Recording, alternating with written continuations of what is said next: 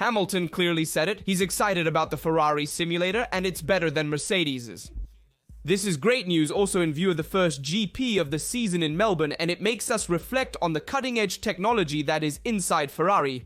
In today's video, we'll see Hamilton's preparations for the season's first race with the red car, the Fédération Internationale de l'Automobile inspection in Maranello for flexible wings, Toto Wolff's statements by Kimi Antonelli, and the English press's comments on Ferrari after the Bahrain tests. We'll also see the tyres to be used in Australia at the end of the video.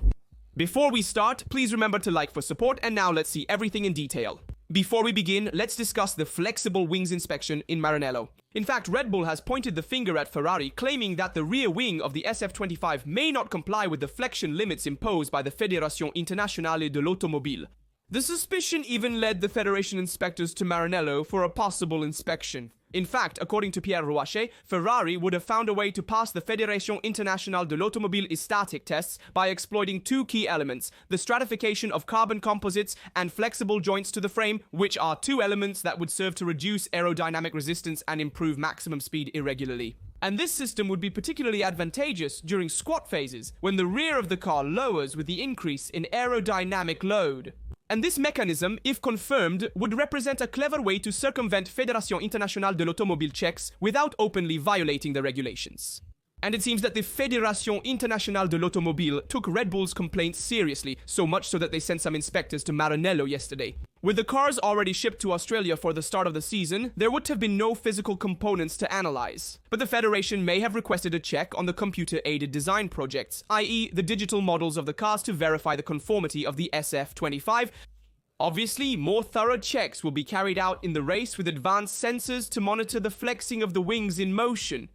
It's amusing that the same Milton Keynes team was the one that exceeded the budget cup, let's not forget that. Now, the battle will be on the track as well as a technical and political one. So it will be important for Ferrari to defend itself from these accusations and come out even stronger. The goal now for the red team is to respond with facts on the track in Melbourne. And for this, the red team has focused on simulator work. Hamilton has officially entered the Ferrari era and has taken his first steps with the red team with intense simulator work. In fact, the 7-time world champion, after years spent at Mercedes, had the opportunity to test the Maranello infrastructure, and according to sources close to the team, he was particularly impressed, even considering it superior to that of his former team. Today, the simulator is an essential tool for Formula One teams. Not only does it allow to refine the development of the single-seater, but it is also a key element in the preparation of race weekends. The more accurate the correlation between the simulator and the real data collected on the track, the less need there will be to work directly on the cars during free practice. In recent years, the evolution of simulation software and IT infrastructure has made these tools increasingly sophisticated, reducing the need for physical testing on the track. While once the more experienced drivers were skeptical about the effectiveness of simulators, today figures like Verstappen, Leclerc, Norris, Russell consider them an integral part of their preparation. And Ferrari has invested heavily in this sector, relying on Dionysma, which is a specialized company based in England, founded in 2017 by former Formula One engineer Ash Warne. Thanks to this collaboration, Maranello has an advanced simulator, characterized by reduced latency and high bandwidth, capable of providing an extremely realistic driving experience. The effectiveness of the Ferrari simulator has also been confirmed by McLaren Automotive, which has chosen Dionysma to improve its infrastructure, a sign of the quality achieved by this technology. But how do Formula One simulators work? The latest generation simulators are based on a chassis connected to advanced electromechanical systems, capable of faithfully replicating the dynamics of the car and the characteristics of the circuits.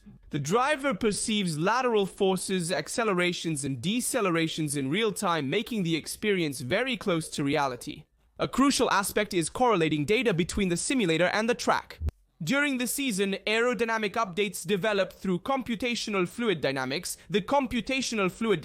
and tested in wind tunnels are also implemented in the simulator, allowing drivers to verify their effectiveness before even taking them to the track. And the arrival of Lewis Hamilton at Ferrari is not just a media coup, but also a technical investment. The British driver brings over 17 years of Formula One experience. Having a deep understanding of Mercedes' infrastructure, his opinion on the Ferrari simulator takes on significant value. Despite Hamilton always stating that he is not a big fan of the simulator, he has still carried out many virtual sessions throughout his career. In his first few months at Ferrari, he worked intensively with the Maranello Spider and expressed a very positive judgment on the quality of the simulated experience. Sources close to the team report that the English driver was impressed by the level of realism and precision of the Ferrari simulator. And the fact that he considered it superior to the Mercedes one is great news for the team, confirming that they have a cutting-edge simulation infrastructure. Even though it's not Hamilton's preferred tool, the simulator will be a key element in preparing the SF25 according to his driving style, with the aim of making the car as competitive as possible. Hamilton's opinion strengthens the belief that Ferrari is working in the right direction, showing that they have a superior technological asset compared to a team that has dominated much of the turbo-hybrid era. Of course, the journey is still long, but an effective simulation system could prove to be a fundamental resource in the pursuit of the title. And seeing a 7-time world champion complimenting Ferrari on its simulator and saying it's better than Mercedes is also a great sign for the season we'll be facing this year. We need to bring the updates in a short time because all the 2025 updates will be concentrated in the first part of the season, and then think about 2026. The more things you test in the simulator, wind tunnel and computational fluid dynamics, and the more these data match what's seen on the track, the better for the team. And so it's easier to bring updates to the track tested in the simulator in the wind tunnel. Hamilton's signal to Ferrari is significant. We should analyze an intriguing aspect of the SF25's sides. The choice to reuse the tanks inspired by the F175 is the result of the work of the Aerodynamic department led by Diego Tondi, which aims to optimize the management of airflows and contain aerodynamic losses with the goal of increasing the competitiveness of the car in a now consolidated regulatory context.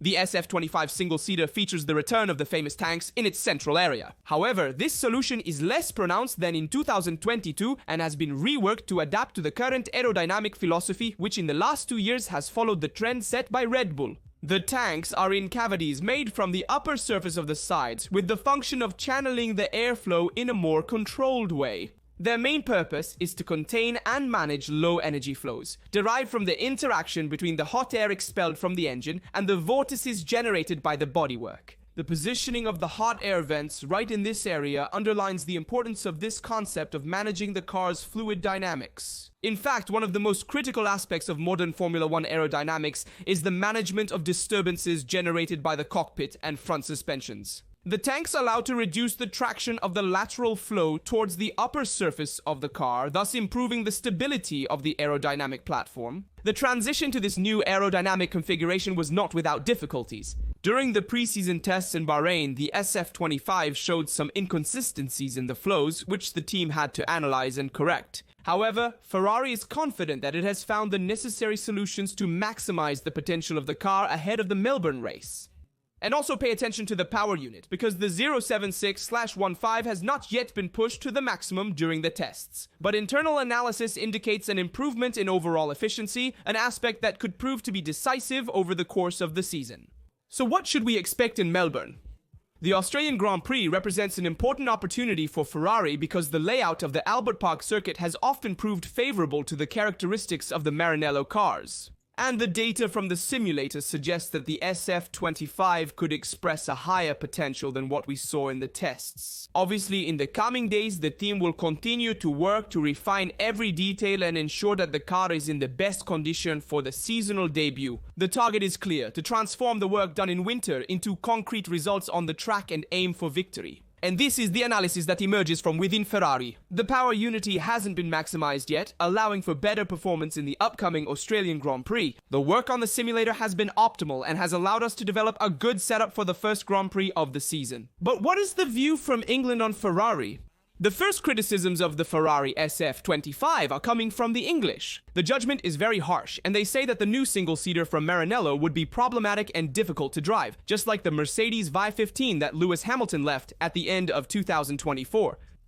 The attack is launched by the former technical director of Jordan and Jaguar, Gary Anderson, who analyzed the performance of the SF25 in the Bahrain tests on the pages of the Telegraph. According to the British engineer, the new Ferrari does not seem to represent a clear improvement over the V15 of Mercedes, considered one of the most complex cars of Hamilton's career. And he himself has stated from the first tests, the SF25 does not seem as friendly to the drivers as I would have expected. Hamilton has always preferred gentle cars, capable of enhancing his talent and minimizing lap time. But the Ferrari still seems unpredictable.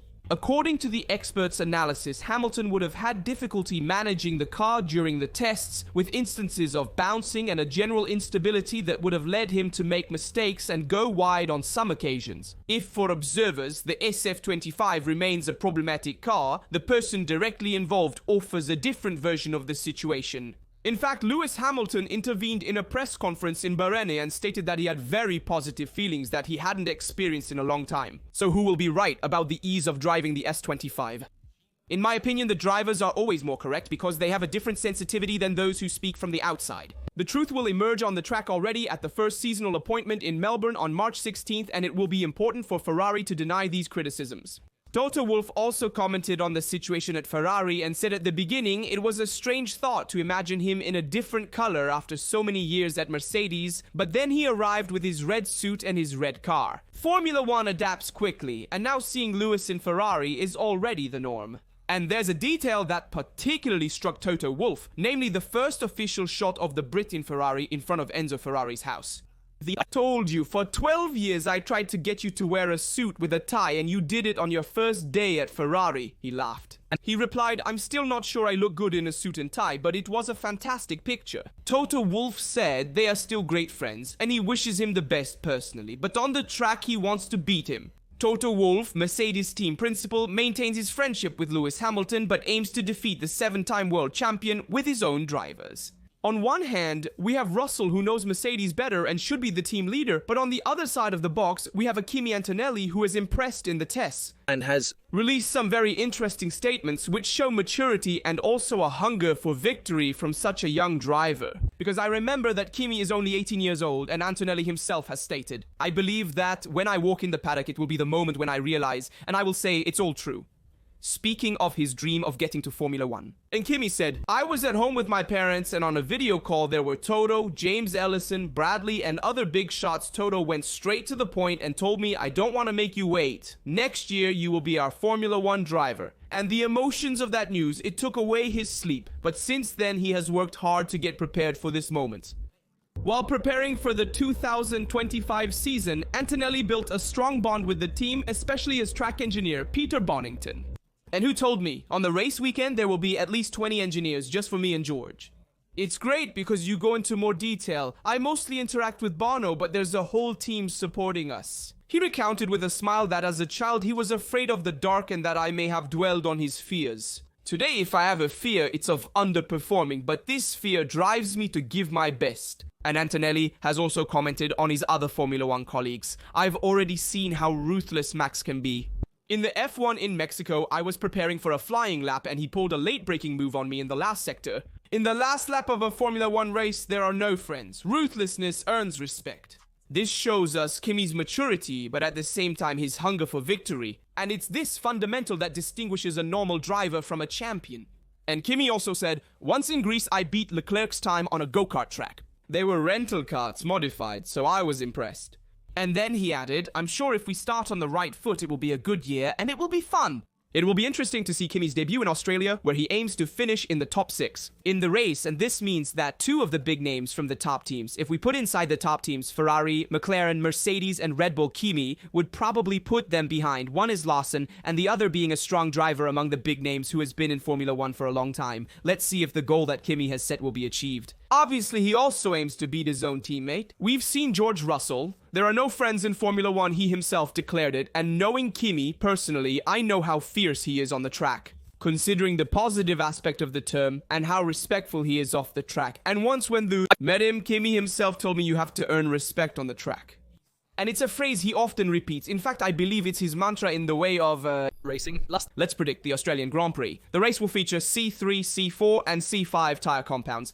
Focus on the C5 tyre, the softest compound that hasn't been extensively tested in Bahrain. Its minimum pressures are higher than last year. This choice is made every year to better manage the greater aerodynamic loads of the cars. Be cautious with the asphalt at Albert Park, which will have less grip due to dirt.